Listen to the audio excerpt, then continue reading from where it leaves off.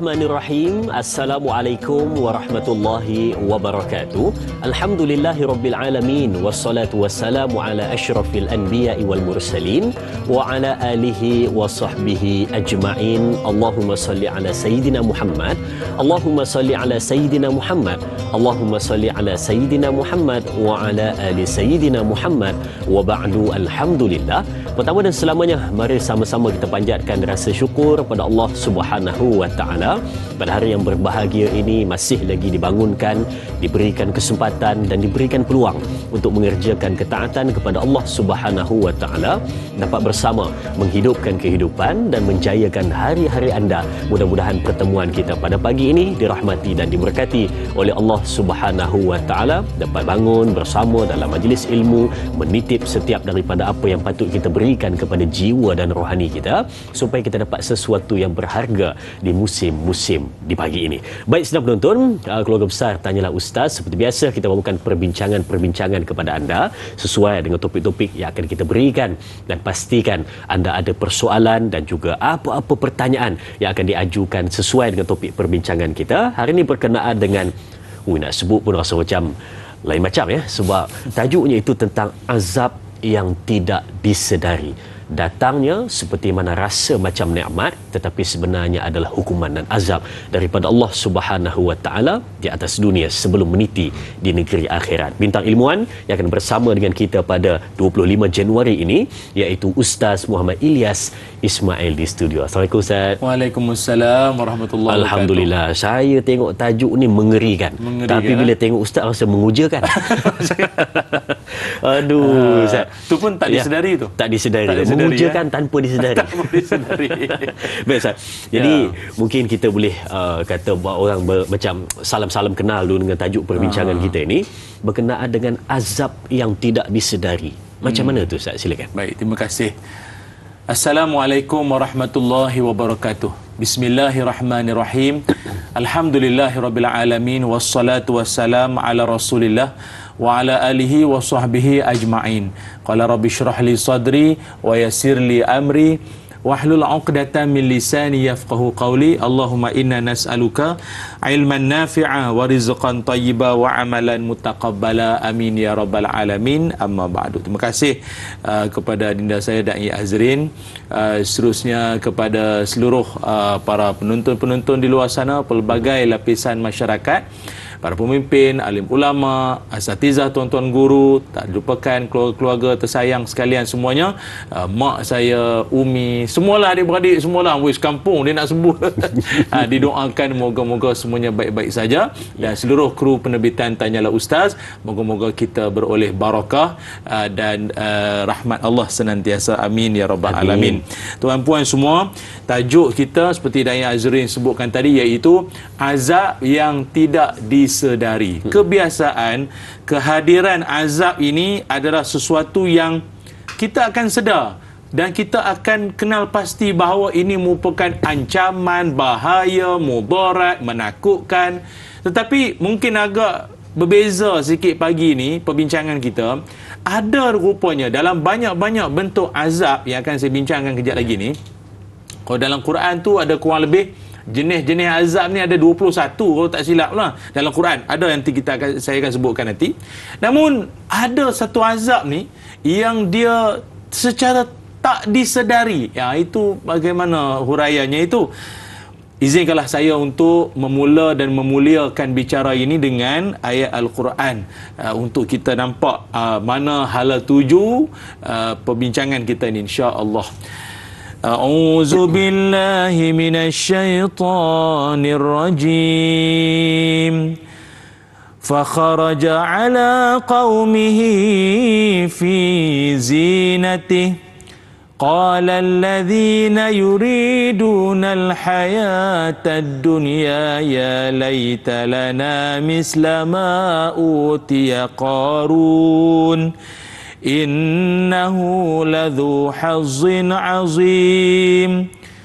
وقال الذين أوتوا العلم ويلكم ثواب الله خير liman amana wa amila salihan wa la yulaqaha illa sabirun. فخسفنا به وبداره الأرض فما كان له من فئة ينصرونه من دون الله وما كان من المنتصرين. Sadaqallahul azim. Allah Subhanahu wa taala berfirman, kemudian Qarun keluar di tengah-tengah kaumnya dengan memakai perhiasannya, pakaian yang indah-indah, yang cantik-cantik. Dan ketika itu berkatalah orang-orang yang semata-mata menginginkan kesenangan hidup dunia, kata mereka, alangkah baiknya kalau kita mendapat kekayaan, atau alangkah baiknya kalau kita kaya macam Qarun. Sesungguhnya dia adalah seorang yang bernasib baik. Siapa? Qarun. Kata siapa? Kata penduduk sekitarnya. Dan berkata pula orang-orang yang diberikan ilmu, orang-orang berilmu ini, kata mereka, janganlah kamu berkata macam itu, sebab pahala daripada Allah itu lebih baik bagi orang beriman dan beramal soleh, dan tidak akan dapat terima pahala yang demikian melainkan orang-orang yang bersabar. Lalu kami timbuskan Qarun bersama-sama dengan rumah, mahligai, harta benda semua ke dalam tanah, maka tidaklah ia mendapat sebarang pertolongan dan itu semua adalah pada azab Allah, dan ia pula tidak dapat menolong dirinya sendiri. Surah Al-Qasas ayat 79 sampai ayat 81. Sadaqallahul azim. Dai Azrin, ayat ini sebenarnya memberikan kita satu kesedaran bahawa mana-mana manusia yang hidupnya dalam keadaan ingkar, berpaling dari ajaran Allah dan Rasul, dan samsing lah maknanya kuaja punya manusia macam ini terhadap Allah dan Rasul, maka bentuk azab yang dikenakan kepada dia tidaklah seperti yang biasa kita dengar-dengar menimpa pada kaum-kaum lain. Tak kisahlah kaum Nabi Lut, kaum Fir'aun sebagai contoh. Dia ada sesetengah azab tu, dia bukannya berlaku secara langsung atau pada waktu yang sama. Ketika dia ingkar, time tu juga kena. Bahasa budak-budak sekarang, kan panah peti, bau sia-sia hidup engkau. Dah. Dia diberikan seolah-olah sedikit demi sedikit, sedikit demi sedikit, sampai ke satu waktu, akhirnya dia kena dalam keadaan yang sangat dahsyat. Kalau nak diikutkan, bahasa mudah faham untuk kita hayati bersama, itulah namanya istidraj.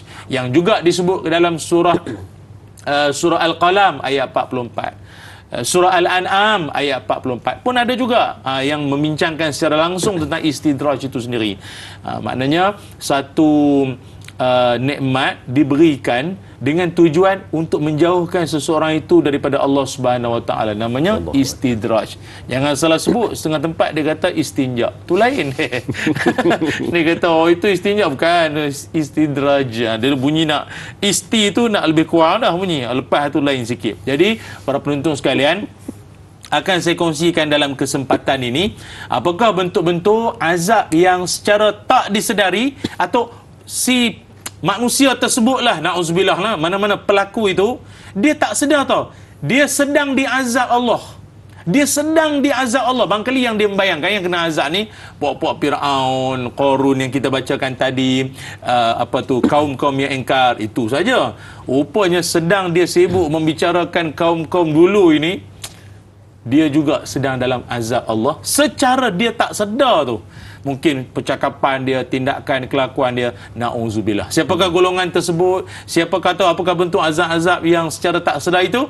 Kita bincang selepas ini. Subhanallah. Ustaz punya mukadimah tu dah memberikan gambaran awal kepada penonton-penonton supaya kita faham ke mana hala tuju perbincangan kita untuk kita bawakan supaya kita faham ini adalah satu azab yang tidak disedari yang bakal tiba. Sedang penonton dan Ustaz, sebelum kita ambil soalan di Facebook, saya ada satu pertanyaan. Bagi kata orang pertanyaan buah pertama lah. Kan?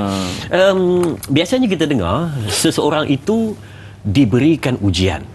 Yang kedua diturunkan bala. Dan yang ketiga dilaknat. Jadi mungkin kita kata, kau ni ditimpa ujian, sedangkan iaitu azab. Ada orang yang diazab, lalu orang kata, kau ni sedang diuji. Ataupun ada seorang pula yang dia ni sedang dilaknat oleh Allah Subhanahu Wa Taala. Tetapi orang kata pula itu sebenarnya azab, dia kata. Jadi adakah ujian yang diberikan, laknat yang turun dan juga bala yang disampaikan kepada dia, adakah benda yang sama ataupun ujian, laknat dan juga azab ini tiga benda yang berbeza? Sedikit lagi Ustaz, silakan. Baik, terima kasih. Para penonton semua, kalau disebut tentang azab ini, contoh paling senang faham, satu peristiwa yang sama tapi dengan pelbagai tujuan daripada Allah Subhanahu Wa Taala.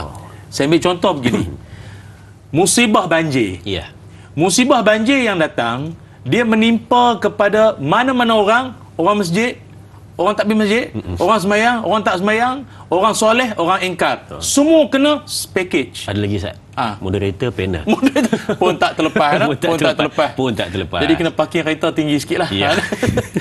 Jadi semua pihak tak terlepas. Okey. Namun kalau begitu, jadi timbullah persoalan. Ustaz tengok dia tu rajin semayang, doa pada Allah siang malam, tiap-tiap tahun pergi umrah, pun kena musibah tu. Apa cerita? Tu saya sebut. Dia punya peristiwa musibah sama, tapi dengan tujuan berbeza. Kalau orang tersebut orang soleh, orang baik, datangnya musibah itu sebagai ibtila. Apa makna ibtila? Itu sebagai satu jalan Allah nak angkat darjat dia. Allah. Kan? Inna Allah Ta'ala iza ahabba qauman ibtalahum. Kata Nabi Muhammad SAW, Allah kalau dia sayang satu-satu hambanya, maka dia akan menimpakan musibah ataupun ibtila lah. Nabi, orang soleh dulu pun tak terlepas. Jadi tujuannya Allah nak angkat darjat dia lebih tinggi dan lebih tinggi. Kalau orang yang kena itu adalah orang yang dia baik, tapi kadang-kadang tu dia naughty sikit lah dia. Dia bukan jahat, dia nakal sikit. Itu tanduk ada tumbuh kadang-kadang lah. Ramadan kalau baik, semua taat soleh belakang, tapi lepas Ramadan dia kena lemah ketupat, dia mabuk sikit kan. Dia jadi peni-peni, dia buat benda terlanjur, padahal dia baik. Kadang-kadang dia nakal sikit. Itu namanya kafarah. Datang contoh banjir, saya bagi senang faham lah. Datang musibah banjir itu sebagai penghapus dosa. Kafarallahu biha min khatayahu. Allah nak hapus dosa dia. Dan kalau tadi Dan Azizah tanya, bagaimana pula dengan yang laknat? Orang makhluk laknat ni, kita dengar kita jangan mudah-mudah melaknat orang tau. Kan? Tengok dia tu tak semayang, saya ingat dia tu memang laknat betul. Tak semayang punya orang. Tak boleh. Dia laknat ni, dia ada satu pengkhususan perbincangan. Ada makhluk tertentu, Iblis kita sedia maklum, Firaun, yang memang telah termaktub dalam Quran dan hadis-hadis. Tak boleh senang-senang nak melaknat orang. Tapi yang senang fahamnya, laknat ni adalah maksudnya mana-mana ataupun individu ke makhluk Allah yang jauh daripada rahmat Allah. Jadi mereka ni golongan yang sangat tercela dan terhina di sisi Allah Subhanahu Wa Taala. Jadi bila datang je banjir tu, maknanya engkau hidup dalam jahat. Kau dapat lagi musibah berupa bencana ni semua sebagai padan. Seolah-olah begitulah. Padanlah dengan apa yang kau dah buat selama ni, tu balasan. Yang memang dunia dia kena, akhirat nanti kena lagi. Baik, itu dia kan perbezaan di antara setiap istilah yang biasa kita dengar dan disebut, tetapi membawa kepada makna dan perincian yang berbeza. Sedang menonton, kita berehat seketika, kembali selepas ini bersama Tanyalah Ustaz, biar tahu jangan keliru.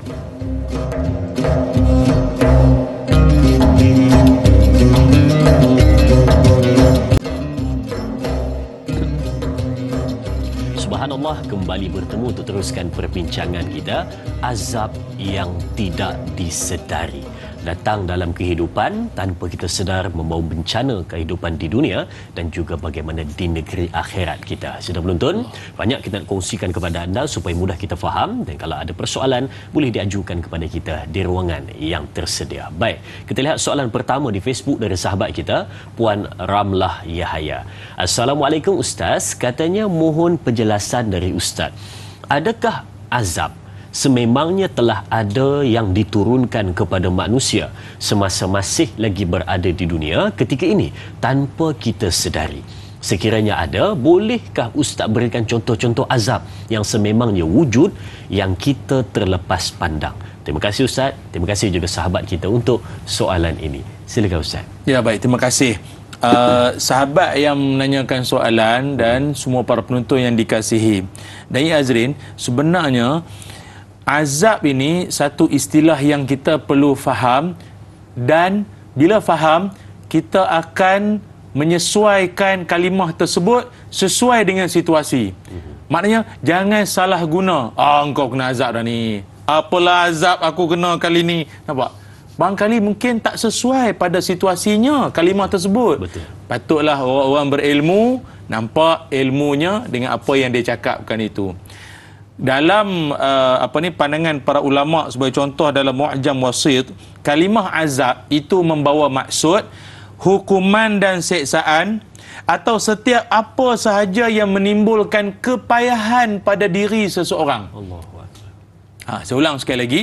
Hukuman dan seksaan atau setiap perkara apa-apa saja yang menimbulkan kepayahan pada diri seseorang. Mungkin anda akan terkejut kalau saya sebut ni. Apa dia? Salah satu daripada azab dunia, musafir. Musafir itu azab. Yang cakap ni bukan saya, Nabi Muhammad sallallahu alaihi wasallam. Kata baginda Nabi, "As-safaru qit'atun minal azab, yamna'u ahadakum naumahu wa ta'amahu."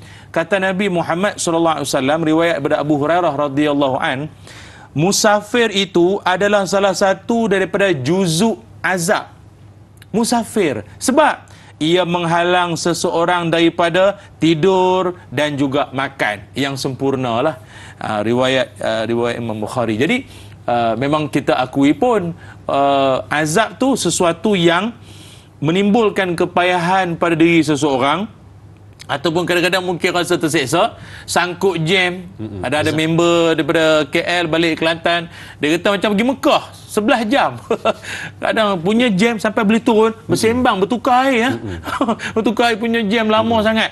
Azab. Betul. Sebab itu hadiah bagi orang musafir adalah jamak qasar. Solat jamak qasar kan, sebagai hadiahnya. Sebab dia merupakan azab. Rupanya seorang musafir itu anak bertumbuk dalam kereta, tandas beratur panjang, ni tak lama nak cuti, perayaan lah apa cuti sekolah, memang azab. Jadi tenang. Ada orang dia kata, jam ni memang azab tu lah. Tak baik cakap azab. Dah, memang itu pun. Musafir itu azab. Salah satu daripada juzuk-juzuk azab. Okey, selesai. Dalam situasi yang lain pula, kalau mungkin macam tadi kita sembang kan, adakah penyakit apa? Pandemik COVID-19 tu kan. Adakah COVID-19 maupun penyakit-penyakit yang lain juga dikategorikan sebagai azab? Satu hari Sayyidatina Aisyah radhiyallahu anha pernah bertanya kepada Nabi Muhammad sallallahu alaihi wasallam berkaitan tentang taun, tentang penyakit taun. Jadi kata baginda Nabi Muhammad sallallahu alaihi wasallam berkait tentang taun itu, rupanya annahu azabun yab'asuhu Allah ala man yasha wa anna Allah ja'alahu rahmatan lil mu'minin. Itu dia. Apa dia?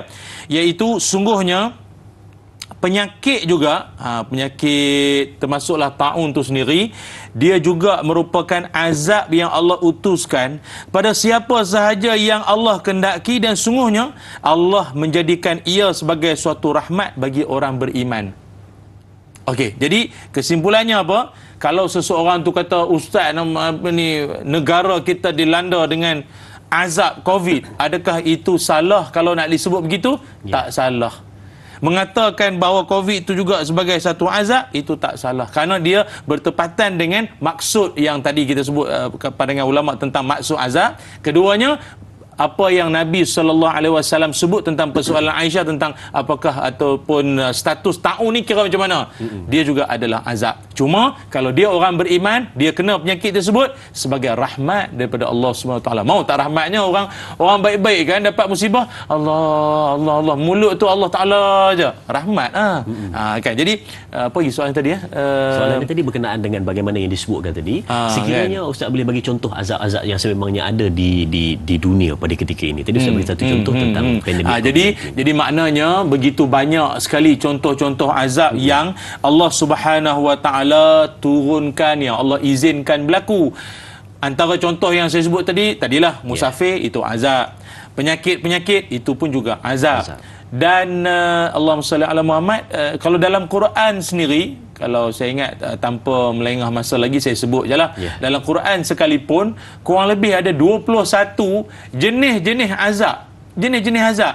Supaya kita dapat bezakan, saya pun sebut tengok mana masa sempat lah ya.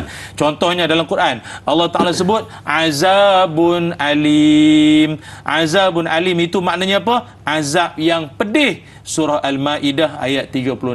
Dalam Quran juga ada azabun muhin, azab yang menghinakan. Ini dalam Quran surah Ali Imran ayat 178. Ada juga azab, dia sebut apa? Azabun qubula, azabun qubula, azab yang nyata. Ini dalam surah Al-Kahfi ayat 55. Ada juga azabun syadid, itu maknanya azab yang sangat-sangat keras. Surah Isra ayat 58. Ada juga azabun azim, azab yang besar. Surah Al-Jasiyah ayat 10. Azabun muqim, azab yang kekal. Surah Az-Zumar ayat 39 hingga 40. Azabu jahannam, tahu dah, azab api neraka Jahannam, surah Al-Mulk ayat 6, dan banyak lagi lah. Azab yang juga azabun nukra, azab yang mengerikan. Azabul akbar, azab yang besar. Azabus sa'ir, itu azab neraka. Azabul khuldi, azab yang kekal, dan terlalu banyak. Jadi bagi kita yang sedang menonton, yang kita belajar tentang azab-azab ni semua, doalah pada Allah SWT agar kita dihindarkan oleh Allah Ta'ala daripada segala bentuk kemurkaan Allah Azza wa Jalla, sama ada azab tersebut disedari ataupun yang tadi kita sebutkan, ataupun azab-azab yang secara tak sedar yang kita bimbangkan berlaku ini. Namun bila dia dah telusuri penghayatan apa yang saya kongsikan ini, dia akan faham adakah dia sedang diazab atau sebaliknya. Wallahu a'lam. Subhanallah. Baik Ustaz, kita tengok pula soalan yang seterusnya di Facebook. Saya ada persoalan yang cuba ditimbulkan, tetapi tak apa, kita simpan dulu. Kita bagi ada unsur-unsur suspend pada Ustaz. Baik. Soalan seterusnya dari Laila Dila Rosa. Assalamualaikum Ustaz, katanya, adakah istidraj itu merupakan pemberian nikmat untuk azab yang tertunda? Wow, sedap ayat dia. Pemberian nikmat untuk azab yang tertunda, macam tajuk filem yang tidak disedari. Apakah cara untuk kita ini sentiasa berwaspada terhadap sebarang bentuk kesyirikan seperti hawa nafsu dari menyusup ke dalam kehidupan tanpa kita sedari? Mohon pencerahan Ustaz. Terima kasih. Terima kasih juga sahabat kita Laila Dila Rosa untuk soalan ini. Silakan Ustaz. Ya, baik, terima nikmat kasih. Azab yang tertunda.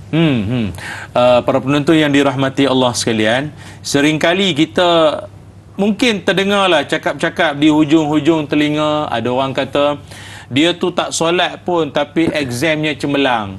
Dia tak semayang pun tapi gajinya berlipat-lipat.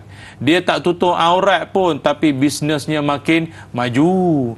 Dia tak puasa pun tapi rumah 2-3 buah.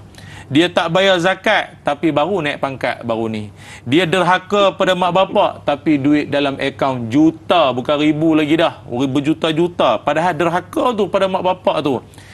Hujungnya, adakah kita akan katakan bahawa walaupun dia jahat, Allah masih sayang?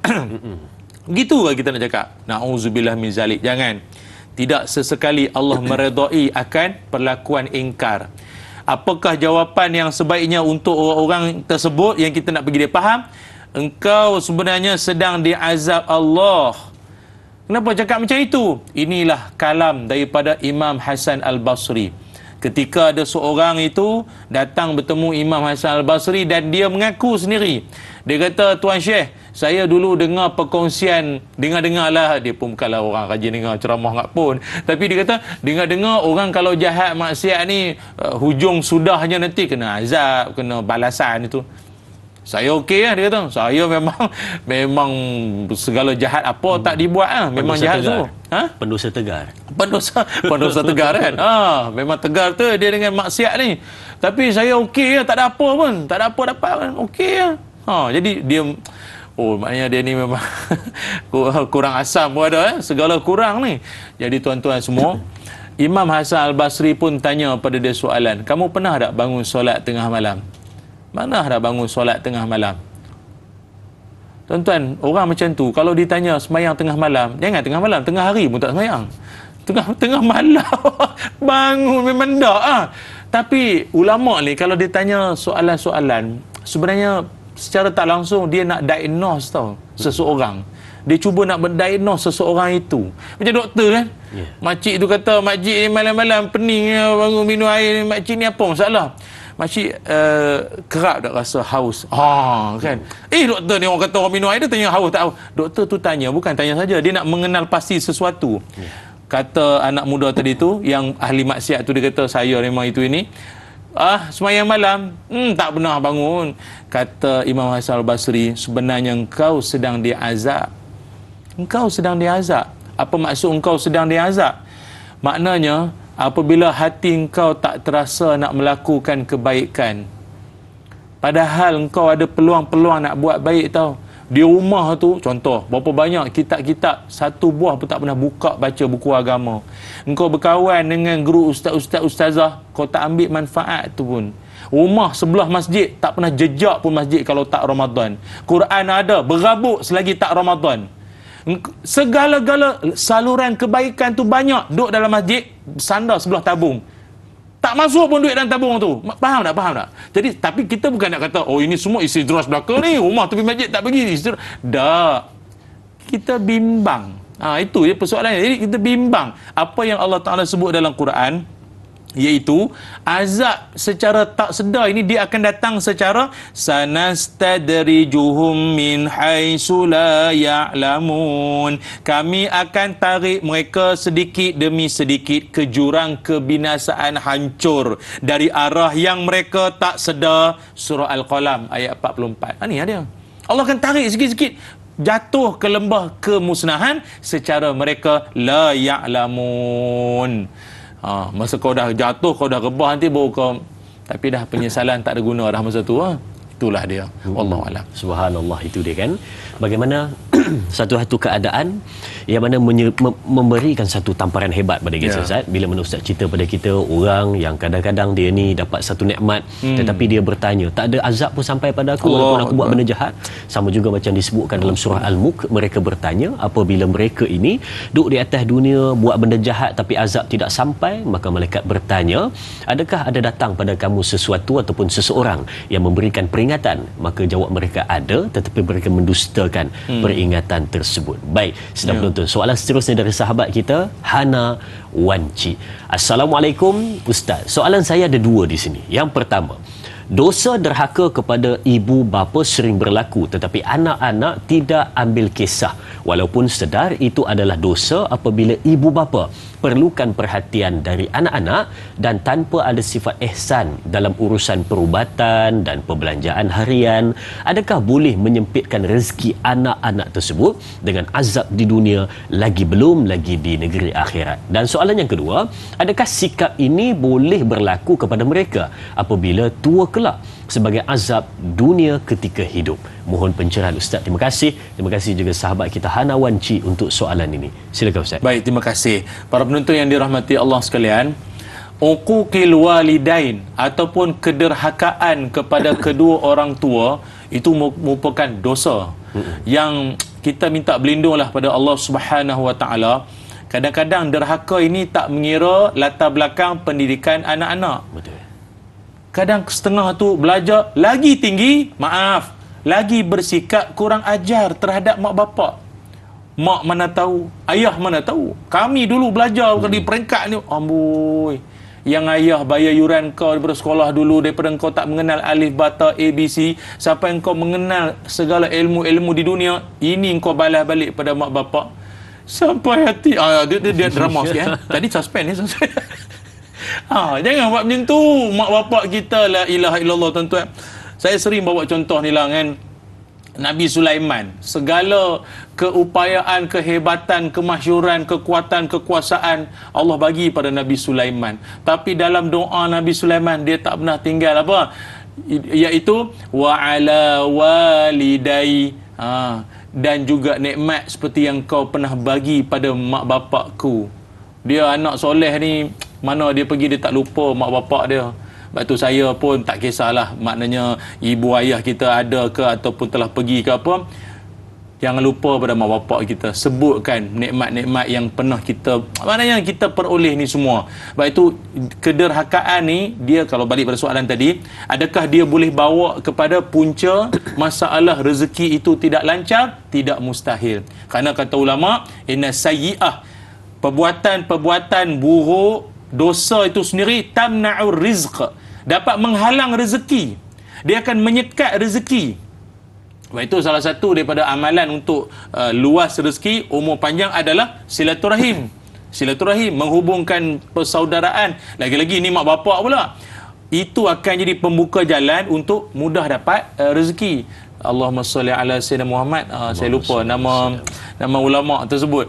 Selalu saya sebut dalam ceramah, lupa dah. Tak apalah, ada seorang ulama yang sangat terkenal, banyak kitab yang beliau karang.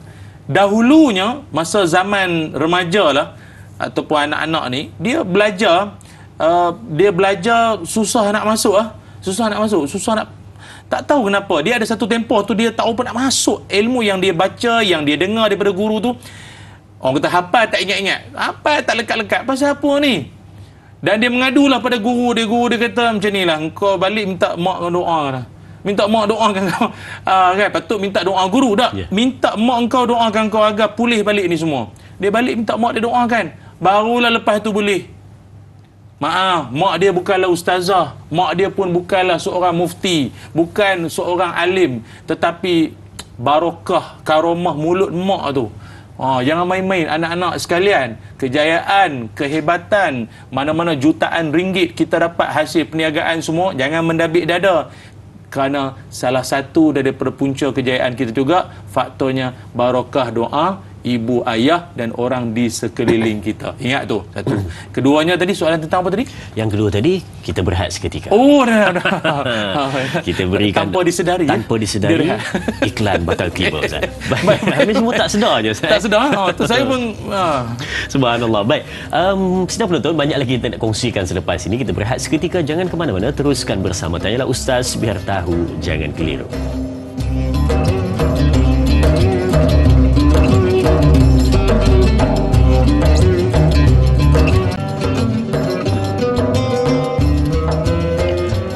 Terima kasih diucapkan kepada semua penonton. Tetap setia bersama dengan kita di Tanyalah Ustaz, biar tahu jangan keliru. Saya suka panggil dengan keluarga besar Tanyalah Ustaz sebab mudah, lebih akrab, lebih dekat, walaupun berada di lain lokasi dan juga venue, tetapi kita tetap satu hati bersama untuk mendengar perbincangan pada hari ini tentang azab yang tidak disedari. Ada orang kadang-kadang bila sebut tentang azab, dia masih lagi tersenyum sebab dia memikirkan ini adalah sesuatu, mungkin ada hikmah di sebaliknya. Tetapi ada yang bila disebut tentang azab, mukanya mula berubah, takut dan dia tak nak, kerana dia memikirkan ini adalah balasan daripada apa yang telah kulakukan di atas dunia. Baik, tadi Ustaz, kita ada jawab soalan daripada sahabat kita, Puan Hana Wanci. Dia bertanyakan soalan yang kedua itu tentang, katanya, tadi pada soalan pertama dia sebut tentang derhaka pada mak dan ayah. Katanya, kalaulah derhaka pada mak dan ayah, adakah perbuatan dan sikap itu akan dibalas pada mereka ketika mana mereka masih lagi hidup di atas dunia? Dalam bahasa senang faham, adakah apa yang mereka buat pada mak ayah dulu akan balik kepada mereka? Bak kata orang, walaupun tak sebiji, tapi 99% lebih kurang. Silakan Ustaz. Ya, baik, terima kasih. Apa-apa pun dalam dunia ini, balasan itu semua adalah hak Allah Subhanahu Wa Taala.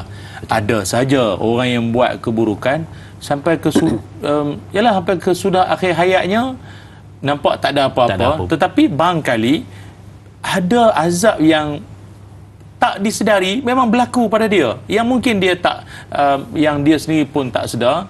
Mungkin hatinya tak terasa nak solat. Dia hamba Allah Ta'ala ni, bila dia semakin lama dia semakin dekat dengan Allah, itu tanda kasih sayang Allah. Allah panggil dia makin dekat dengan ujian, dengan musibah, dengan sakit, maka dia makin dekat, itu tanda Allah sayang. Tapi kalau dia makin sebab ulama dulu, orang soleh terdahulu, dia sampai suatu saat dia bimbang kalau dia dah lama tak ditimpa musibah. Sampai suatu saat ada ulama-ulama kata, Allah ni masih ingat dah ke kami ni? Pasal tak adalah apa-apa orang kena. Sebab bila datang yang ujian, dia akan anggap ini kunjungan kasih sayang Allah, cubitan manja dari Allah. Tu hebat. Jadi kalau berbalik pada isu kederhakaan kepada mak bapak ni pula, adakah ia akan dibalas di dunia ini? Kata para ulama, ada tiga perangai yang kalau dibuat perangai-perangai ini, dunia lagi Allah Ta'ala akan tunjuk, atau dunia lagi pembalasannya akan kena. Setengah balasan tu tunggu hari akhirat nanti, tunggu hari kiamat, tunggu hari kebangkitan. Dunia lagi dia dah kena apa? Pertama sekali, iaitu orang-orang yang melakukan kezaliman terhadap manusia lain. Buat zalim pada manusia lain, pada makhluk lain, pada makhluk Allah yang lain, sebelum dia mati dia akan kena. Bentuk apa yang dia akan kena, itu semua dalam kekuasaan Allah. Ingat tu, jangan buat zalim ke orang, jangan buat naya ke orang, jangan khianat orang, tabur pasir dalam periuk nasi orang. Apalah bentuk-bentuk kezaliman lah, senang faham, jangan dibuat. Satu. Yang kedua, yang akan dibalas di dunia lagi, belum mati dah kena dah. Apa dia? Iaitu orang yang melakukan kejahatan, dan kejahatan yang dia buat tu pula sama ada dia yang menghebah-hebahkan pada orang, dan dia buat jahat bercerita ke orang pula. Kalau dalam hadis Nabi sebut golongan mujahirin, yang terbalik pula muhajirin, itu golongan mulia. Ni mujahirin, jahar. Dia menghebahkan kejahatan yang dia buat. Dia buat apa pada suami dia, dia buat apa pada isteri, dia bermabuk-mabuk malam tadi, masuk Facebook, oh malam tadi aku kena 6 cawan, tak mabuk pun apa. Contohlah. Contoh dia cerita ke orang dengan penuh kebanggaan. Orang-orang macam ni kita minta tolong insaf, minta tolong sedar. Kalau tidak, bimbang azab Allah sebelum mati dah kena nanti. Dan yang ketiga, orang yang akan diazab sebelum dia mati adalah orang yang derhaka kepada ibu ayahnya. Allahu Akbar. Kadang mungkin makin derhaka, makin kaya, makin harta banyak, tapi tak perasan ke dalam kesibukan harta yang banyak itu, dah lama mereka tak solat berjamaah, dah lama mereka tak buka Quran, dah lama, itu kan azab sebenarnya, makin jauh dari Allah kan gitu. Jadi mudah-mudahan itu dapat menjentik kesedaran lah buat kita bersama. Wallahu a'lam. Baik, itu dia Ustaz kongsikan kepada kita berkenaan dengan dibalas tunai di atas dunia sebelum negeri akhirat. Di antaranya adalah mereka yang derhaka kepada kedua ibu dan bapa. Baik, definisi derhaka mudah, paling ringkas adalah berkata walaupun berkata kepada kedua ibu dan bapa. Baik, sebelum kita ambil soalan di Facebook, Ustaz, tadi masa bila Ustaz kongsikan kepada kita tentang lebih kurang 21 azab yang disebutkan di dalam Quran, dalam beberapa surah yang dipetik sebentar tadi, saya dapat perasan satu benda. Kebanyakan daripada istilah-istilah azab tersebut diletakkan di penghujung ataupun penutup pada setiap ayat. Dan saya tadi masa rehat pun saya berfikir, sambil Ustaz menghurai pun saya berfikir di lubuk hati. Berfikir di lubuk hati saya. Dalam bahasa drama tu. Ini kita banyak yang tak disedari. Saya fikir, saya kata, biasanya kalau kita bercerita, kita akan sebut tempat tu mengerikan. Sebab apa? Dia ada ni, dia ada ni, dia ada ni. Jaranglah kita cerita tempat tu ada ni, ada ni, ada ni, ada ni, mengerikan. Tetapi bahasa Quran menceritakan dahulu apa yang dilakukan oleh manusia tersebut, barulah diceritakan tentang azab. Jadi mungkin ada sesuatu hikmah yang boleh kita faham. Apakah di sebalik meletakkan azab tersebut di hujung? Adakah untuk menakutkan ataupun bagaimana, Ustaz? Hikmahnya. Para ulama mengajarkan pada kita bahawa kasih sayang Allah itu lebih mendahului berbanding kemurkaan Allah. Allahu Akbar. Itu maksudnya. Jadi kalau kita baca mana-mana ayat Al-Quran beserta terjemahan, hujungnya Allah Ta'ala sebut azab, diletakkan di hujung sebagai tanda Allah nak ajar kita, aku bukan nak mengazab, tapi aku nak memberikan satu ingatan pada kalian semua, hamba-hamba yang disayangi semua, agar kalau berbuat juga, maknanya Nabi dah ajar, pesanan dah bagi tahu semua, syariat dah diajar semua dah, buat juga, maka dia kalau dalam bahasa Inggeris dengan izin dia sebut cause and effect. Kalau dalam pendidikan dia panggil carrot and stick. Sama ada nak bagi ganjaran atau targhib wa tarhib lah kan, ganjaran ataupun satu kalau tidak manusia semua lalai dia kena ada bunyi azab tu baru dia sedar. Tapi berbalik pada soalan Datuk Azrin tadi, memang betul Allah Taala nak gambarkan pada hamba-hambanya dia lebih sayang pada kita. Namun dalam hadis Nabi SAW sebut sayangnya Allah terhadap hamba-hambanya lebih sayang daripada seorang ibu terhadap anak. Nabi tunjuk pada sahabat, nampak tak seorang perempuan tu, perempuan tu dia anak dia orang terpisah, macam pergi pasar raya. Lepas tu jumpa bagian information, ini anak saya baju pink, butang-butang baju Melayu hilang. Contohlah kan. Jadi puan tu pun sama, dia cari anak dia tak jumpa. Sekali dapat jumpa anak dia peluk dan dia susukan. Nabi tanya, tengok ibu tu sayangkan anak kan? Agak-agak ibu tu tergamak tak campak anak tu dalam api. Semua sahabat kata, takkanlah ya Rasul, sayang orang anak kot. Nabi kata, Allah lebih daripada ibu itu. Allah tak nak campakkan hambanya ke dalam api neraka dan segala azab. Tetapi sampai satu tahap hambanya mungkin tak faham bahasa kot, dah hantar Quran, dah hantar Nabi, macam tu pula dia punya perangai sampai ke tahap itu. Itulah. Jadi maknanya sebagai signifikannya adalah Allah nak gambarkan Allah sayang pada kita, namun azab itu sebagai ingatan yang padu untuk kita sama-sama renungkan bersama. Wallahualam. Baik, itu dia kan, walaupun diletakkan di hujung bukan bermakna tidak penting, tetapi ianya sebagai satu peringatan kasih Allah pada hamba tersebut. Dihuraikan dahulu apa yang patut dibuat, apa peringatannya, di hujung barulah disebutkan sedikit azab itu sangat-sangat mengerikan. Baik, soalan seterusnya dari sahabat kita, Tuan Muhammad Izzuddin. Assalamualaikum Ustaz Muhammad Ilyas. Adakah orang yang selalu mengulangi dosa-dosa kecil juga akan beroleh azab yang tanpa disedari? Contohnya, bila melakukan sesuatu pekerjaan akan ada perkara-perkara yang tidak diingini berlaku. Mohon pencerahan Ustaz. Terima kasih. Terima kasih juga sahabat kita Tuan Muhammad Izzuddin untuk soalan ini. Dosa kecil juga dianggap sebagai azab. Silakan. Baik, terima kasih. Sahabat-sahabat penonton yang dirahmati Allah sekalian, kata para ulama juga, antara tanda-tanda azab tak disedari ni adalah dia tidak rasa bersalah ketika dia bersalah. Dia sedang dalam kesalahan tu, tapi dia rasa dia tak salah, dan dia ada hujah pula tu. Kan? Dia tak pakai tali pinggang keledar, tiba polis tahan. Cik, ni agak-agak apa buat salah? Tak ada? Okey, saya okey. Saya okey. Cik tak pakai tali pinggang keledar ni, tak pakai seat belt, tak pakai. Tak sempat. Benda boleh adjust. Saya tarik je lah. La ilaha illallah. Dia tak sedar. Maka, dah lah dia tak sedar, ada pula nak menjawab. Contoh, dia kata, kenapa tak semayang? Macam mana mayang susah sikit apa kan? Awak tak baca ke Quran ke apa tak? Lagipun Nabi orang Arab jauh kan. Lagipun Nabi dah wafat dah, macam mana nak? Dia ada jawapan-jawapan yang hujungnya nanti lambang kebodohan nanti ni.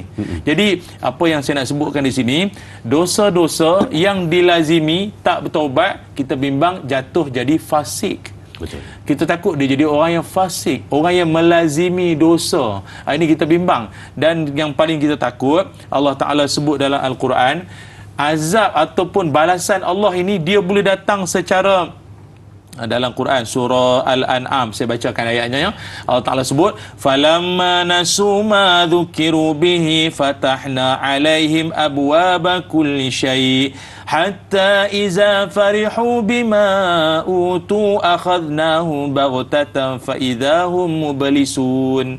Sadaqallahul azim. Kata Allah, ketika mereka yang tak mengambil pelajaran daripada apa ujian musibah semua itu, kami akan berikan mereka rezeki yang banyak. Kami akan, kata Allah, kami akan bukakan pintu-pintu rezeki kepada orang-orang yang ingkar tadi. Pintu rezeki punya banyak, job, meniaga, pangkat, segala keduniaan dia dapat semua. Sampai satu masa kami akan cabut apa yang mereka dapat itu secara tiba-tiba. Dan ketika itu dia akan mubelisuni, putus asa dan kecewa dan bermacam-macam lagi lah. Maka kita bimbang takut time tu Tuhan cabut ketika di puncak habis. Berapa banyak kita tengok manusia-manusia yang dulunya sombong, berpakaian, cakap, belagak sombong. Sekali Tuhan datangkan balasannya secara, itulah kita yang menengok pun, tu dia datang dah balasan Allah Ta'ala. Jadi kita bimbang jangan sampai ke situ. Sedar sebelum itu berlaku. Sedar, berhati-hati dan jangan biarkan ianya berlaku. Sudah penonton, berehat seketika, kembali selepas ini bersama Tanyalah Ustaz. Biar tahu, jangan keliru, jangan ke mana-mana.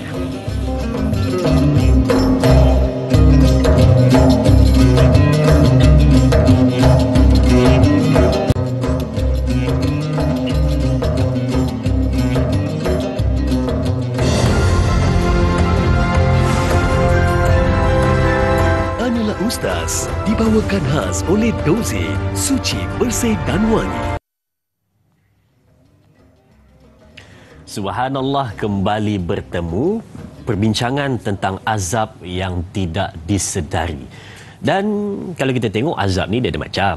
Kadang-kadang yang kita sedar, yang kita tidak sedar, yang berat, yang besar, dan juga kadang-kadang bila mana kita duduk di sebelah orang yang pakaiannya berbau hapak, berbau yang tidak menyenangkan, dan juga kadang-kadang mengundang kepada azab di hidung yang sangat-sangat mengerikan. Itu pun tanpa disedari. Kalau macam tu lah Ustaz, adakah itu pun dikira sebagai sesuatu yang tidak enak sebenarnya? Bagaimana? Itu azab. Saya boleh terima tu. Konten tu maknanya duduk sebelah orang yang pakaian dia berbau hapak, busuk pun azab juga. Betul. Terseksa. Tapi azab istilah kita lah. Iyalah kan. Okey. Jadi dan Azrin dan semua para penonton yang dirahmati Allah sekalian, kita nak kongsikan sabun Dozi. Yang mana 2 minggu lepas pun kita dah kongsi tentang pelbagai manfaat dan pelbagai keunikan yang ada pada sabun Dozi yang akan saya kongsikan. Jadi Ustaz, kita boleh terus pergi kepada satu persatu. Mungkin kita nak dengar dulu Ustaz sebut tadi tentang keunikan. Biasa orang sebut kelebihan. Tetapi ini kelebihan unik yang ada pada sabun ni Ustaz. Para penonton yang dirahmati Allah sekalian, sabun Dozi ataupun Dozi itu adalah Do Easy Cleaning Everyday. Mengajak untuk hari-hari basuh baju, dan juga keistimewaan dia, keunikan dia apa? Sabun Dozi ini dia adalah pencuci, pelembut, pewangi, antibakteria, anti bau hapak. Jadinya kebiasaan orang kalau dia beli sabun basuh baju ke ataupun apa-apalah, kita ada di sini, kita ada sabun basuh tangan, sabun cuci lantai, sabun cuci pinggan, dan juga yang terawal kita buat ni iaitu sabun basuh pakaian lah. Biasanya dia sekadar untuk cuci saja, atau orang sebut deterjen, dia cuci je. Tapi kita ada pewangi, pelembut. Sekali dalam tu, tak perlu nak ambil pelembut lain dah, nak ditambah tak payah. Maknanya kita nak nak menjimat. Musim ekonomi tak menentu ni, kita nak membantu para penonton semua untuk memudahkan cucian ataupun nak memberikan anda penjimatan yang banyak. Dalam masa yang sama, warna pakaian tak lusuh, dan juga tekstur pakaian masih kekal maintain, dan juga walaupun anda jemur pakaian musim hujan, jemur dalam rumah pun tak bau hapak, akan tetapi wangi harum satu rumah. Ini kita punya wangian terbaru ataupun ni namanya sweet citrus, dia bau-bau macam orange sikit, ataupun kita ada yang aroma rose. Ini semua adalah 10 kg. Memang sedap untuk keluarga besar. Wangian dia tu memang tak terkata, sedap sungguh. Kan itu dia antaranya. Saya sendirilah, mungkin orang lain mungkin ia berbeza, tapi kalau saya sendiri, saya di antara benda kalau saya fikir, kalau saya nak beli sesuatu adalah kualiti. Jadi saya nak tanya juga Dozi, bagaimana dia nak mengekalkan kualiti dia, bagaimana Ustaz?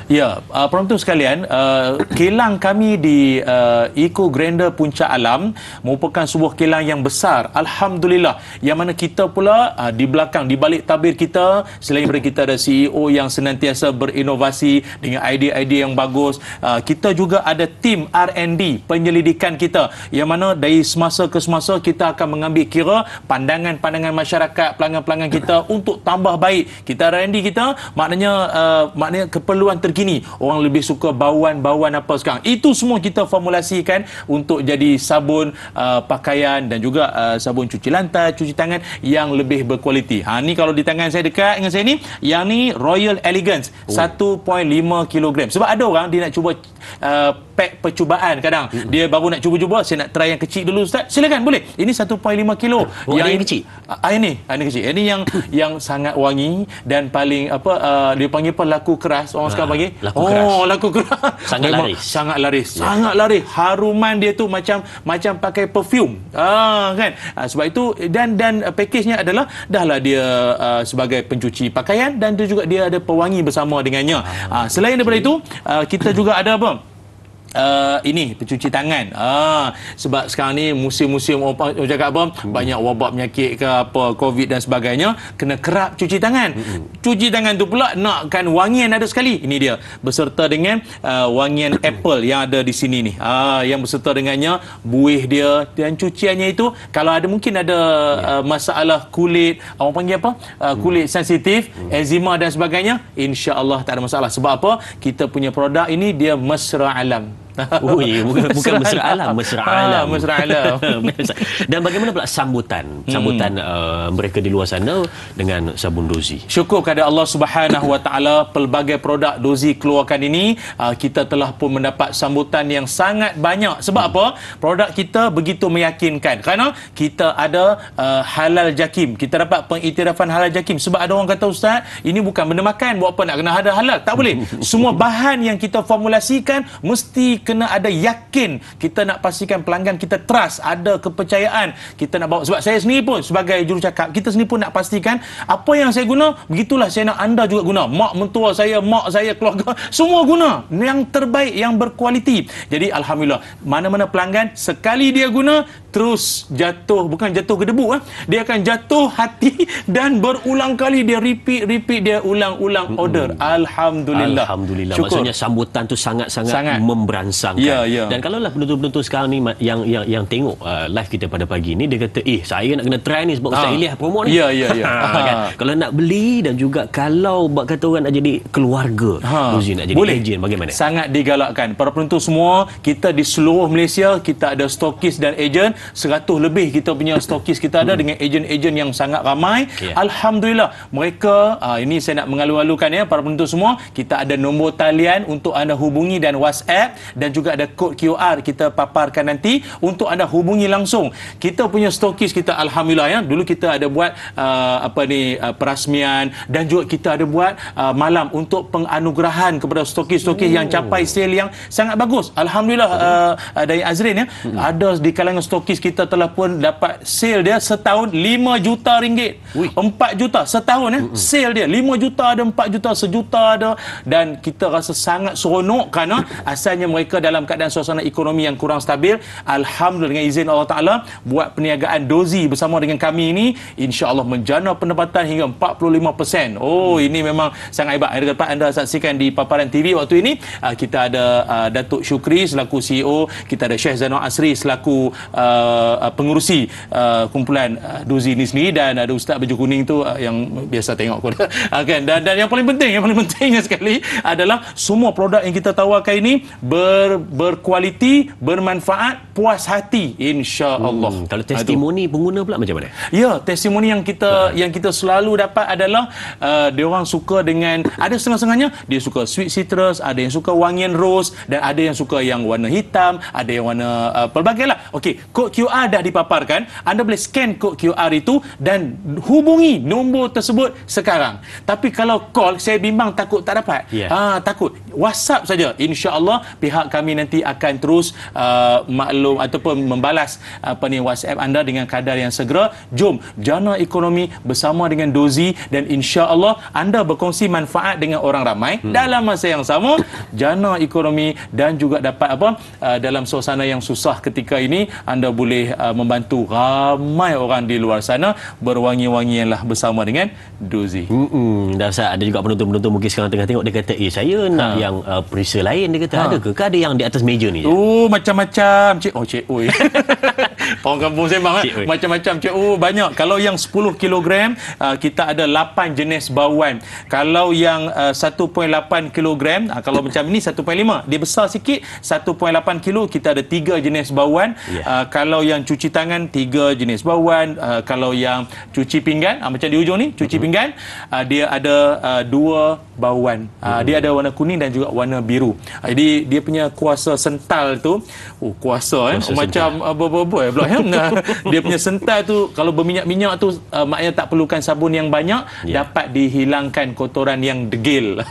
Itu. Baik, itu dia kan, variasi banyak dan juga saiz pun ada pelbagai. Jadi boleh kita lihat di sini bagaimana sabun ataupun produk Zozi ini memberikan satu-satu yang sangat indah untuk kita, wangian dan menghilangkan azab yang disebutkan sebentar tadi. Azab yang memerikkan. Azab yang memerikkan. Baik, terima kasih diucapkan kepada Al-Fadhil Ustaz untuk sedikit info berkenaan dengan produk. Sidang penonton dan Al-Fadhil Ustaz, kita berakhir di sini dahulu di TV3, sambungan 30 minit di TV9 teruskan menonton Tanyalah Ustaz, biar tahu jangan keliru.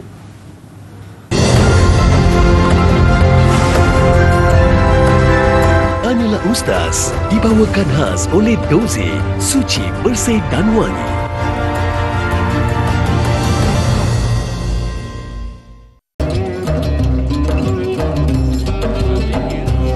Subhanallah, kembali bertemu untuk teruskan perbincangan kita bersama Tanyalah Ustaz, biar tahu jangan keliru. Terima kasih diucapkan kepada semua penonton tetap setia bersama dengan kita.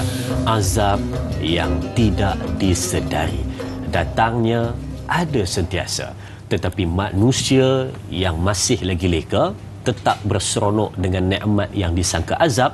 Di sebalik mata mereka memandang itu satu kurniaan dan kelebihan, tetapi di sisi Allah adalah satu penghinaan, azab yang menghinakan.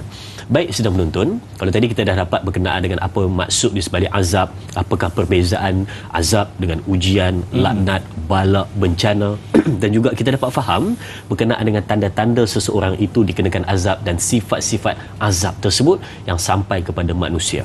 Tapi Ustaz, ada orang juga yang dia ni dalam kehidupan seharian dia bukan sibuk tetapi sangat-sangat sibuk. 3 kali sangat Ustaz.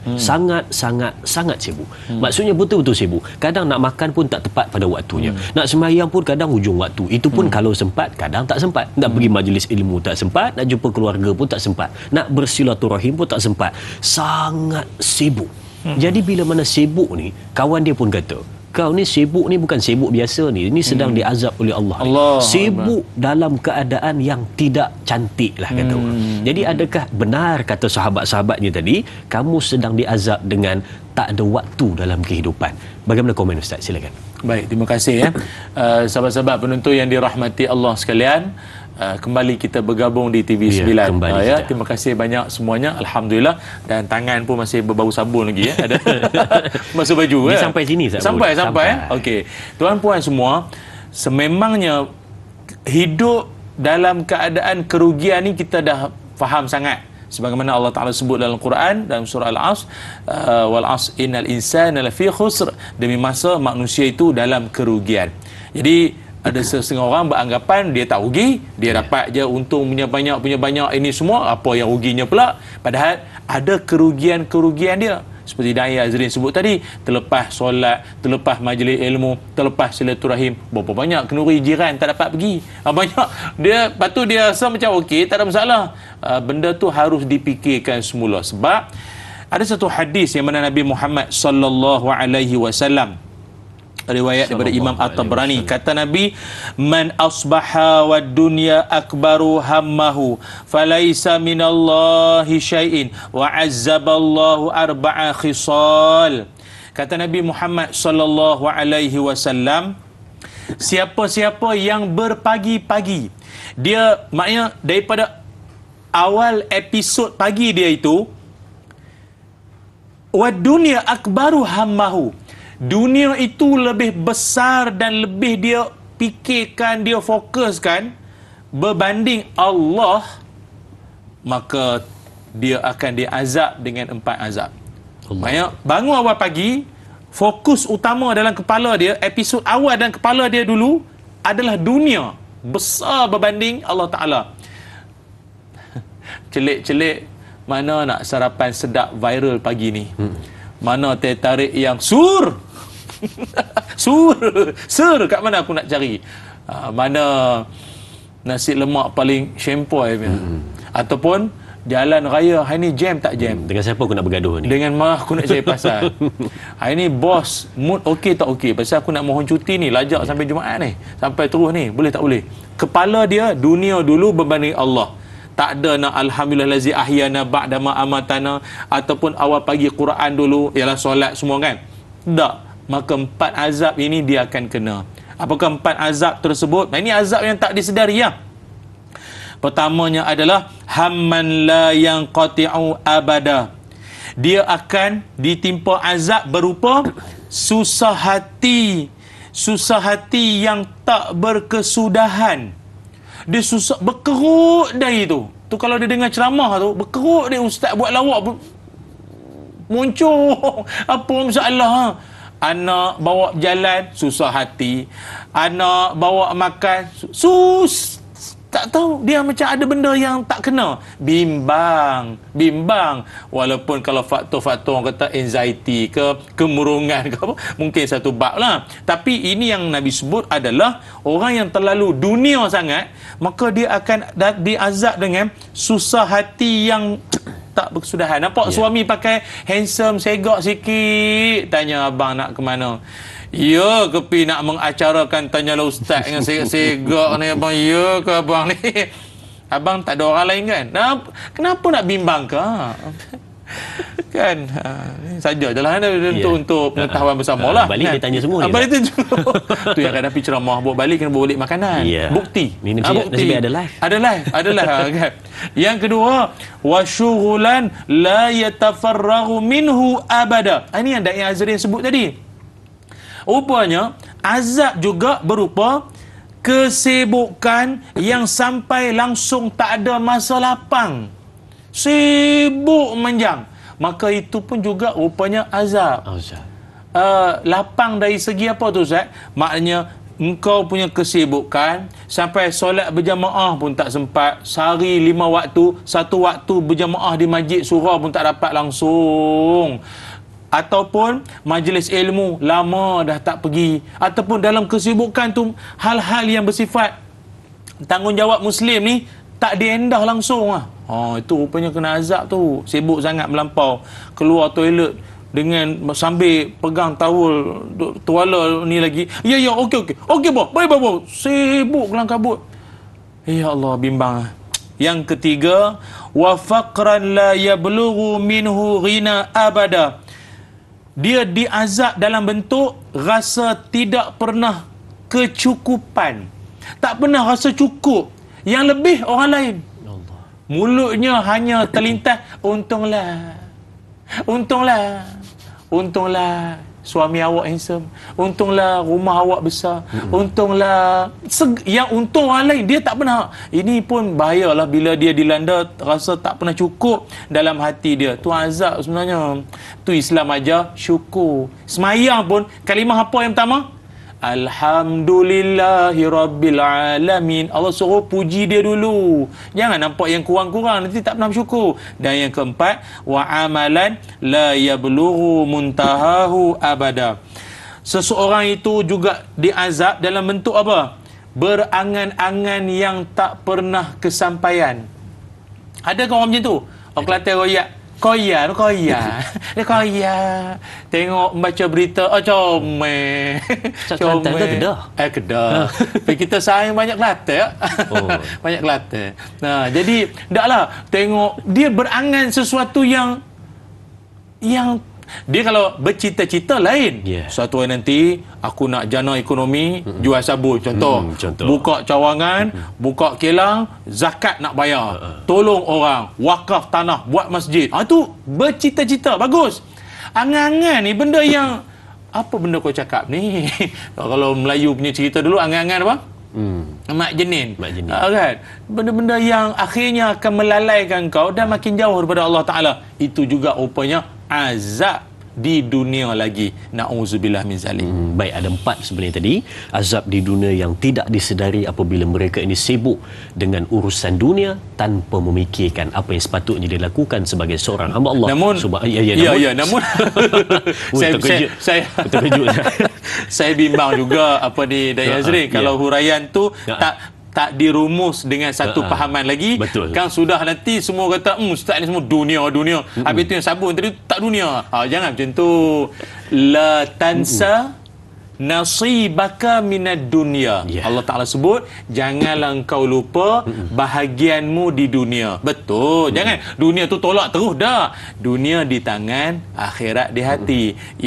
Syekh Ibnu Mubarak kan, dia kaya. Anak murid tanya, Fudail bin Iyad tanya dah, Tuan Syekh duit banyak, harta banyak, bisnes sana sini, kenapa Tuan Syekh ajar kami zuhud? Tak. Kata Ibnu Mubarak, aku memilih untuk menjadi kaya sebab mudah beribadah, duit banyak, zakat, umrah senang nak buat. Lagi apa? Untuk aku tidak mudah dibeli oleh pemimpin yang zalim. Lagi, aku kaya supaya memenuhi keperluan keluargaku. Itulah dia. Setengah orang duit dah tak ada, orang tanya, abang macam mana abang? Sana sini dakwah, anak isteri makan apa? Ini semua dalam jagaan Allah.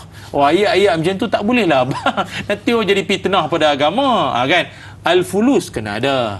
Wallahualam. Wallahualam. Terima kasih Ustaz untuk pencerahan sebentar tadi berkenaan dengan hadis baginda Nabi SAW. Banyak lagi kita kongsikan selepas ini berkenaan dengan azab yang tidak disedari. Jangan ke mana-mana, teruskan menonton Tanyalah Ustaz, biar tahu jangan keliru.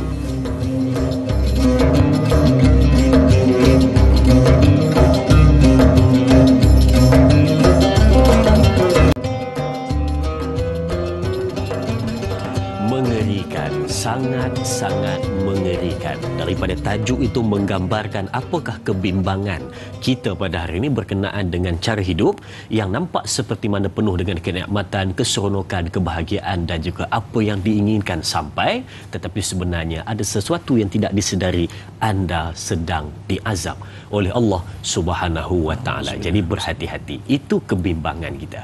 Baik, jom kita terus pergi pada soalan di Facebook dari sahabat kita, Ida Ramli. Assalamualaikum Ustaz. Saya ingin berkongsi pengalaman saya sebelum ini yang agak lewat dikurniakan zuriat 7 tahun menanti. Kalau ikut pada faham saya di situ 7 tahun menanti. Ramai yang mengatakan ini terjadi akibat balasan dosa-dosa lalu dan lambat dapat anak. Ini seolah-olah azab dan balasan dari Allah Subhanahu wa taala. Mohon pencerahan Ustaz mengenai perkara ini. Kerana jika ada yang diuji oleh Allah, pastinya ada yang mengaitkan akibat azab dan balasan dari Allah. Terima kasih Ustaz. Terima kasih Puan Ida Ramli untuk soalan ini. Silakan Ustaz. Baik, terima kasih sahabat yang bertanya. Ujian Allah Subhanahu wa taala boleh datang dalam pelbagai bentuk. Tapi ingat, segala bentuk ujian musibah yang datang, semua itu takkan berlaku illa biiznillah. Semuanya berlaku, tidak akan berlaku kecuali dengan izin daripada Allah Subhanahu wa taala. Maka terpulanglah pada iradah Allah, kehendak Allah, apa yang tujuan Allah Subhanahu wa taala mengizinkan musibah atau ujian itu berlaku, termasuklah ujiannya lambat dapat zuriat. Dan sebenarnya ujian lambat dapat zuriat ni bukan cerita orang sekarang. Para nabi-nabi, rasul-rasul terdahulu, orang soleh terdahulu pun diuji dengan perkara yang sama.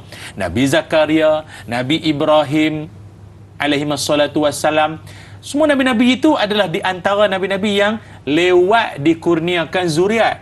Satunya lewat dikurniakan zuriat, dah dapat zuriat pula pada usia yang lewat. Itu kan Siti Sarah, isteri Nabi Ibrahim kan, Allah Ta'ala sebut dalam Quran, fasakkat wajhaha, Siti Sarah menampar pipinya bila dapat tahu dia mengandung, dan dia berkata ajuzun aqim, tua lagi mandul sampai menampar pipi. Mengandung tu ada kata 80 tahun masa dia mengandung tu. Tanpa tu sebab macam tak percaya. Macam tak percaya, macam persoalan pelbagai kan. Jadi akak-akak di luar yang belum 80 tu janganlah pernah rasa selamat. Jadi macam-macam boleh berlaku. Ustaz punya penghujung tu. Ya betul, sebab benda tu kena bagi tahu. Sebab benda tu pernah berlaku dalam sejarah. Jadi acik-acik semua tak ada benda dah Ustaz. Tak juga. Allah Taala kalau berkehendak boleh jadi. Sebenarnya soalan tadi apa tadi? Lambat dapat zuriat tadi. Ya, itu dia minta nasihat dan komen Ustaz. Bagaimana? Baik, sahabat-sahabat yang dirahmati Allah. Baik. Sungguh pun begitu, musibah yang datang mestilah direspon, balas kita adalah dengan kesyukuran terhadap Allah jangan dilihat pada masalah tersebut. Lepas tu orang pernah berjumpa dengan Profesor Buya Hamka, seorang makcik. Dia kata, Tuan Syekh, saya doa punya doa tak dapat. Kata Buya Hamka, ibu pernah masuk ke rumah sakit hospital? Ya. Oh, enggak pernah. Kata makcik itu, tak pernah masuk. Oh, syukur tu ibu. Yang belum dapat, sabar. Yang sedia dapat, syukur. Yang belum dapat, sabar. Maknanya penantian anak yang 7, 8, 10 tahun itu, sabar dulu. Anak itu belum dapat, sabar. Yang sedia dapat, suami tu, yalah kahwin dan dapatlah suami. Syukur. Kena syukur. Ya Allah, berapa ramai tu. Kenapa ramai orang tertekan dalam dunia? Sebab menanti-nanti yang belum dapat, tak syukuri yang sedia dapat. Allah. Bayangkanlah berapa ramai orang akan lebih jadi kemurungan hanya kerana tak faham konsep ini. Jadi kita berdoa pada Allah, sahabat-sahabat yang mungkin di luar sana masih ikhtiar nak dapat zuriat, belum, jangan kata tak dapat, belum, walaupun ikhtiar macam-macam lah, doa, jumpa pakar, makan telur ayam kampung, terjun tasik dayang bunting lah, apa macam-macam amalan dia buat, doa lah, Datuk Qadar, buat, apa yang boleh, yang tak langgar syariat, silakan. Yang penting Allah lebih tahu bilakah masa dan waktu yang sangat sesuai. Allah sayang kita semua. Subhanallah. Terima kasih Ustaz untuk nasihatnya. Dan kita teruskan dengan soalan yang seterusnya dari sahabat kita, Puan Jura Azlin Sufian. Assalamualaikum Ustaz. Sekecil-kecil perkara yang terjadi pada diri kita, hatta duri tertusuk jari pun, adakah ianya satu bentuk peringatan dan penghapusan dosa dari Allah Subhanahu wa taala? Bagaimana bagi mereka yang menganggap itu tidak ada apa-apa, hanyalah silap sendiri sahaja ataupun cuai? Apa nasihat dari Ustaz? Mohon pencerahan. Terima kasih. Terima kasih juga sahabat kita Jura Azlin Sufian untuk soalan ini. Bagaimana Ustaz? Baik, terima kasih. Soalan ni sebenarnya dia adalah rentetan daripada satu hadis Nabi Muhammad sallallahu alaihi wasallam yang Nabi menyebutkan, ma yusibul muslim, tidaklah sesuatu musibah menimpa seorang muslim melainkan musibah tersebut kan berupa keletihan, kepenatan, ujian macam-macam semua.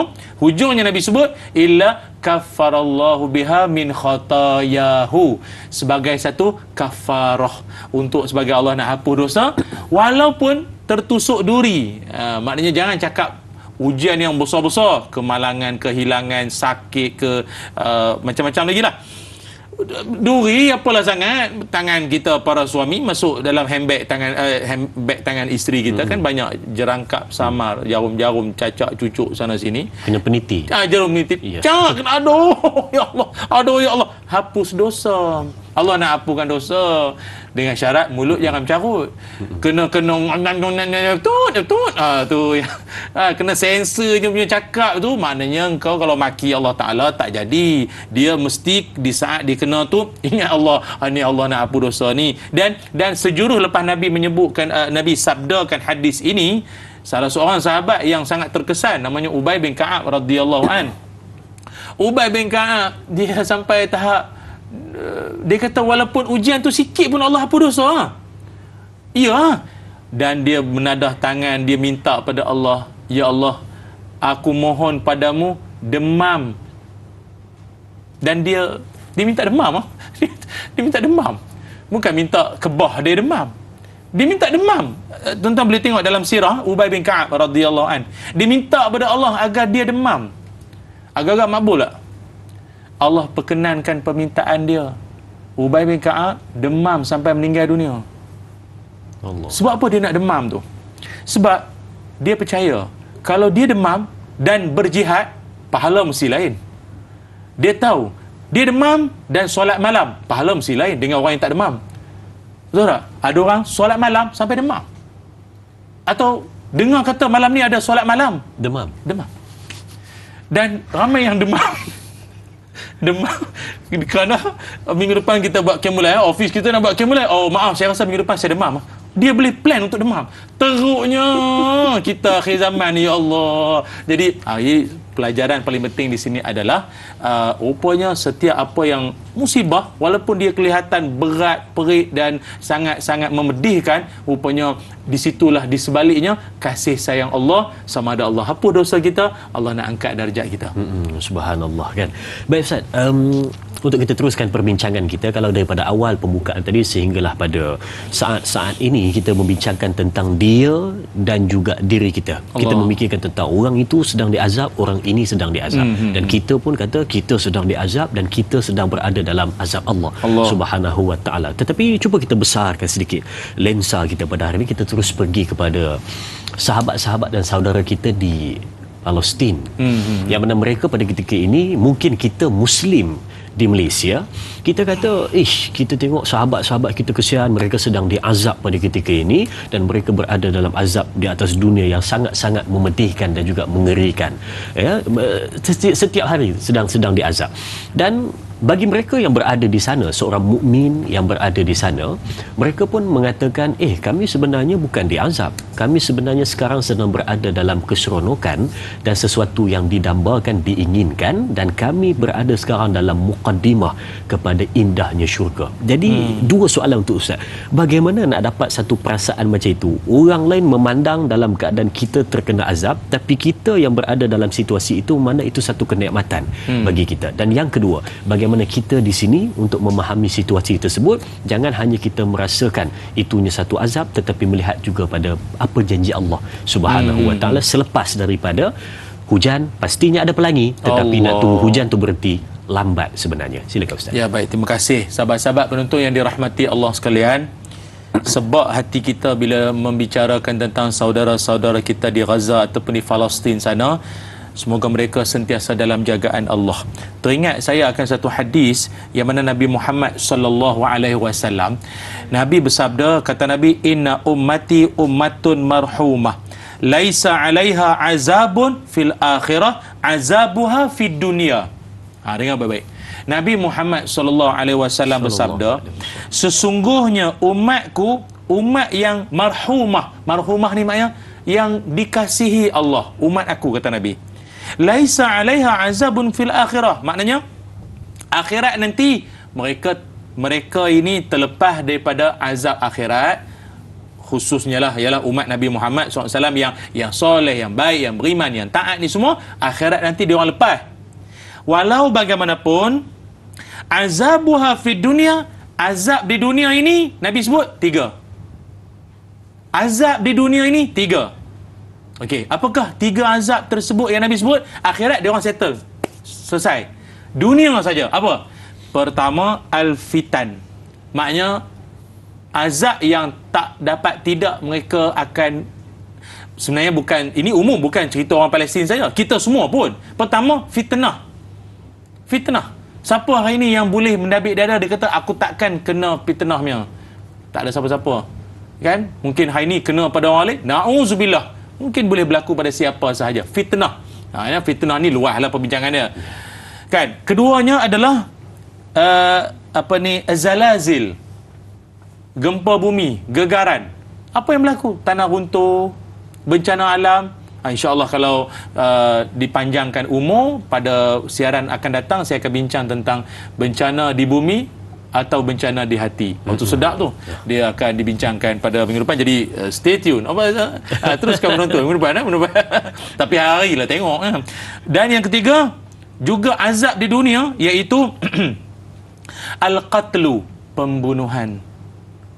Itu azab dunia, pembunuhan. Maknanya tak terlepas daripada dibunuh. Walaupun mereka kata, dia orang tu kan orang baik-baik, rajin pergi masjid, pun dibunuh oleh musuh-musuh. Jadi kan Nabi dah sebut, akhirat dia selesai nanti. Dunia saja dia kena. Ada orang dibunuh secara kezaliman begitu. Ada orang mungkin dibunuh asbab wabak. Macam-macam bentuk lah. Cumanya bagi saya, ni pandangan peribadi yang saya rasa elok untuk dijadikan muhasabah bersama. Tuan-tuan perasan tak?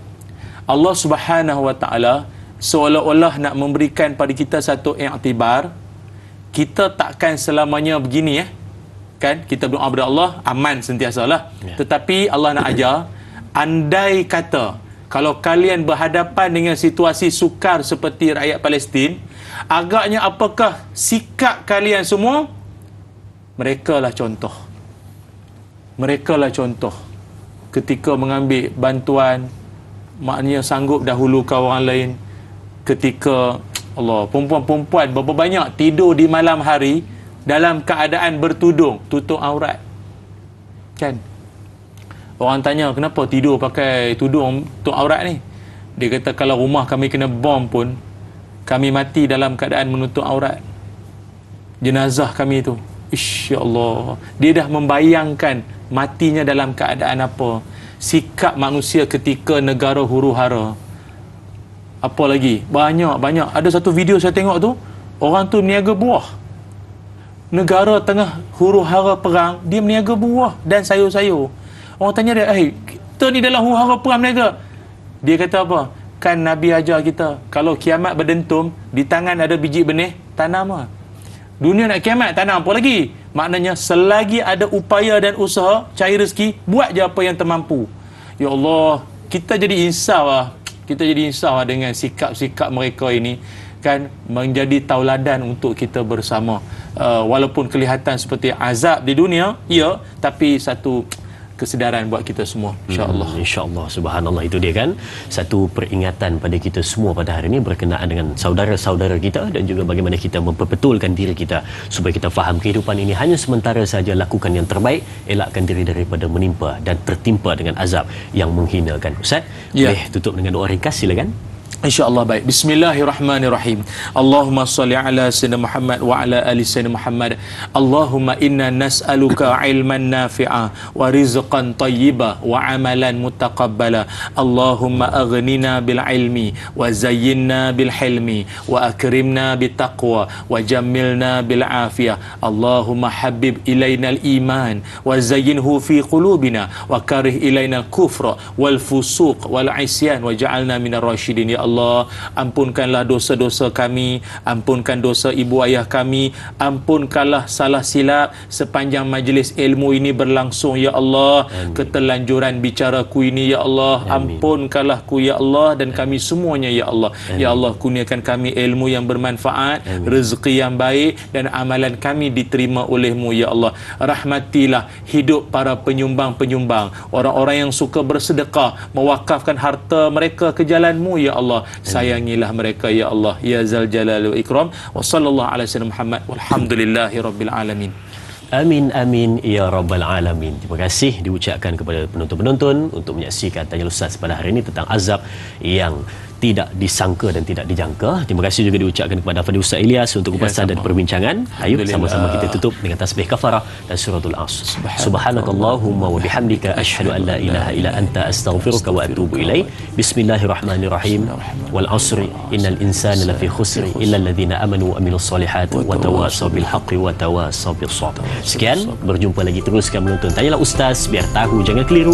Assalamualaikum warahmatullahi wabarakatuh. Waalaikumsalam warahmatullahi wabarakatuh.